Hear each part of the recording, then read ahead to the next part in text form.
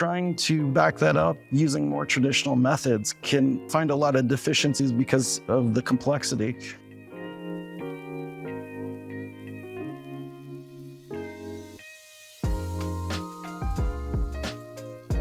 In the case of IAM, the data and the relationships between the different pieces of data are much, much more complex than, say, a single application typically is.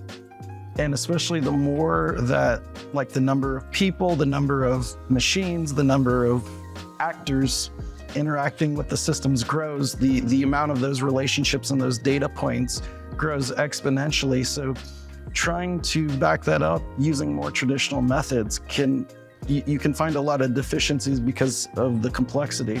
So you've got to take a very robust approach to how you account for all of those different data points and all of the relationships between those data to make sure that you have what you need to get systems operational again in the event of a disaster.